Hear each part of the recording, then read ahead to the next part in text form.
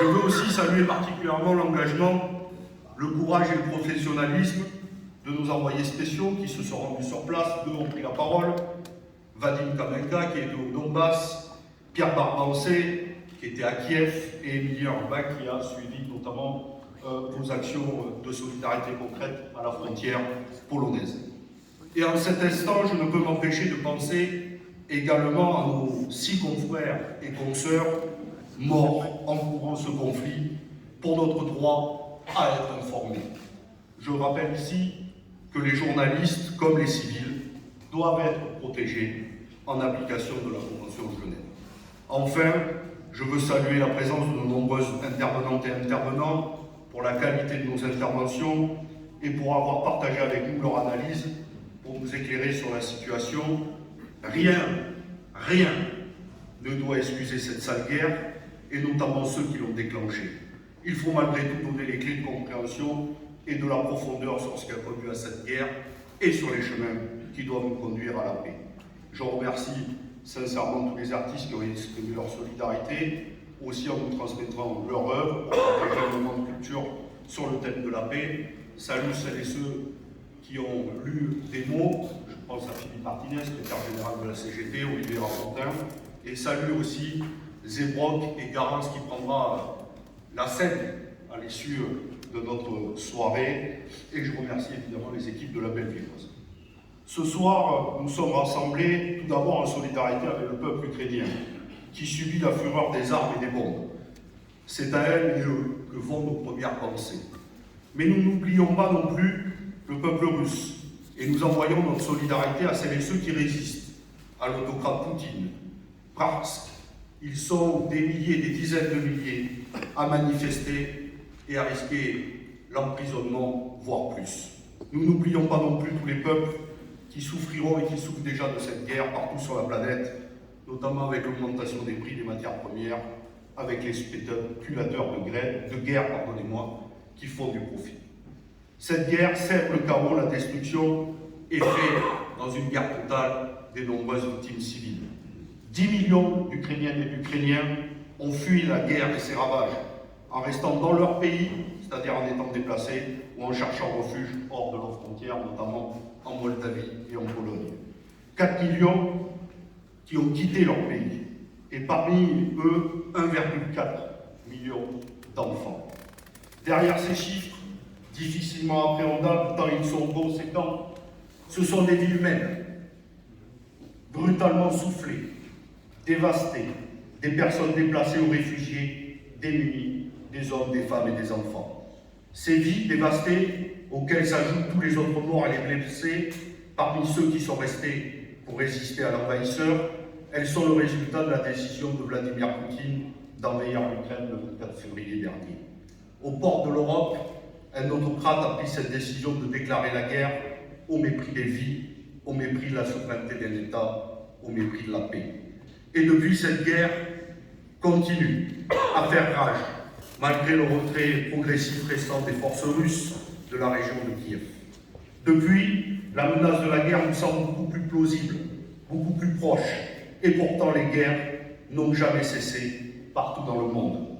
La guerre redouble d'intensité en Éthiopie, 3 ans seulement après la paix historique conclue avec l'Érythrée. Les plaies du Moyen-Orient sont toujours à vif, qui a compté par millions sur les 2 dernières décennies, mais aussi au Yémen et aux 4 coins du monde. Ainsi, en 2020, 39 États ont été le théâtre de conflits armés, soit 7 de plus qu'en 2019. Le pire, c'est que malgré tout, les relations internationales continuent à se militariser, et comme Francis tout à l'heure, je ne sais plus où il est, mais s'il est parti, nous sommes inquiets de leur militarisation, notamment en Allemagne. Les stocks d'armement accumulés par les nations créent les conditions de déflagration apocalyptique.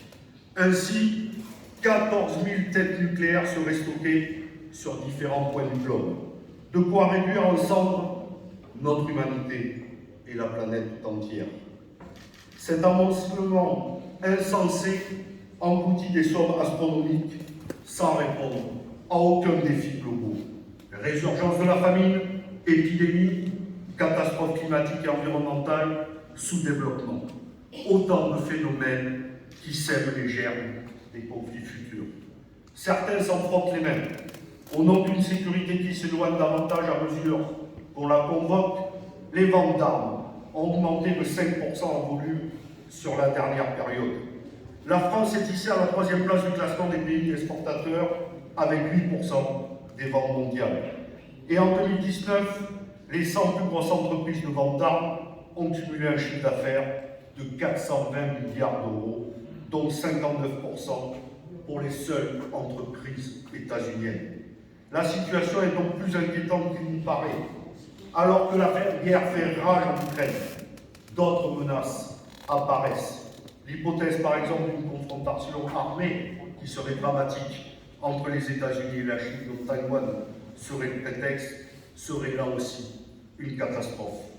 Contre l'égoïsme des nations et les vieux schémas internationaux, une véritable sécurité globale demeure à construire urgemment. Trop souvent décriée, les Nations Unies en restent le fer de lance.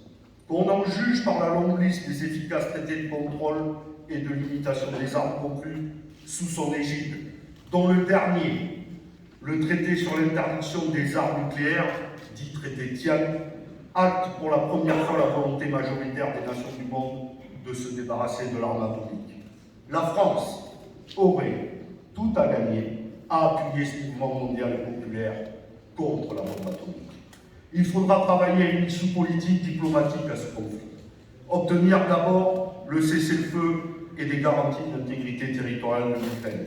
Il faudra ensuite avancer vers un nouvel âge de la sécurité collective en Europe, neutralisant les logiques d'escalade militaire. Dans l'actuelle phase transitoire des relations internationales, menacée par la réaction nationaliste et belliciste, la voix de la paix doit s'exprimer sans relâche.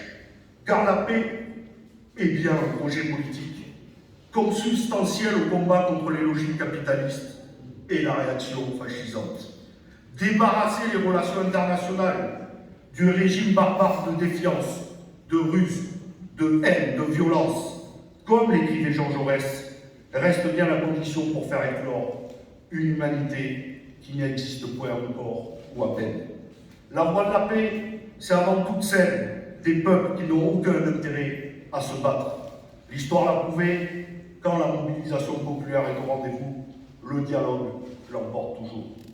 Comme le créateur de notre journal, et face à l'invasion guerrière, nous faisons le choix de porter les voix de la paix, de la fraternité et de la solidarité. La paix, seule garante de la liberté des peuples, seule garante des vies humaines.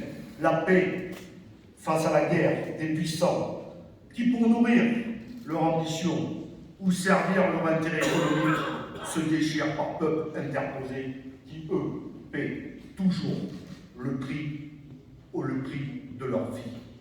La fraternité, qui seule peut rendre ce monde vivable pour le plus grand nombre, qui porte la paix, car elle rejette, par essence, l'agression de l'autre, qu'il soit un voisin proche ou éloigné, parce qu'elle place l'autre sur un pied d'égalité dans l'optique du dialogue comme une sœur ou un frère d'humanité. Et surtout la solidarité envers ces millions de réfugiés qui doit se traduire par des actions concrètes au plus près des besoins des réfugiés, comme tu l'as exprimé Henriette, car il en va de la vie de ces personnes qui se trouvent dans une situation extrêmement difficile, dénuée de tout. Et c'est bien entendu l'objet de cette soirée. L'humanité, notre nom même, contient toutes ces valeurs que nous portons, que je viens de rappeler. C'est une longue tradition de solidarité à la fois dans nos colonnes, de nos publications, mais également en actes. Ces valeurs, nous les partageons avec le Secours populaire français, qui depuis 1945 se bat concrètement pour faire vivre la solidarité sur le terrain, en France comme ailleurs, pour un monde plus juste et solidaire, et dans un objectif d'accueil inconditionnel. Ensemble, nous avons donc décidé d'œuvrer à cette solidarité qui nous tient tant à cœur. Nous avons décidé de le mettre en acte et de contribuer à notre échelle, modeste mais réelle, à apporter une aide concrète et vitale à ces réfugiés. C'est le sens de la campagne d'appel aux dons que nous avons lancée, que nous avons relayée ensemble le 9 mars dernier dans nos colonnes. Grâce au Secours populaire, à leur savoir-faire et leur relais en Pologne et en Moldavie, cette solidarité, ces aides que nous voulons apporter à chacune et chacun à notre mesure, nous avons la capacité de les transmettre aux réfugiés ukrainiens.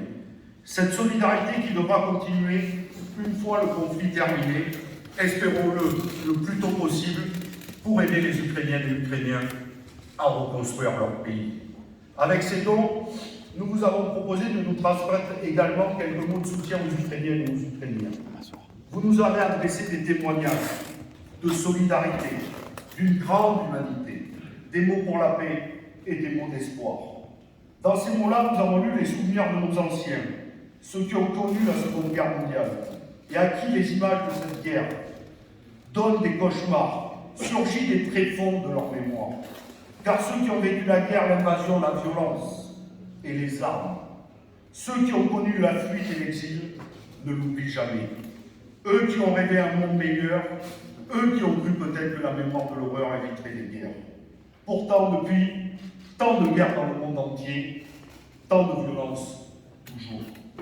Malgré cela, malgré cette situation tragique, vous nous avez adressé aussi des mots d'espoir. Des vœux pour que les enfants ukrainiens retrouvent leur foyer, à défaut de leur enfance, volée par les armes, par la violence et la misère.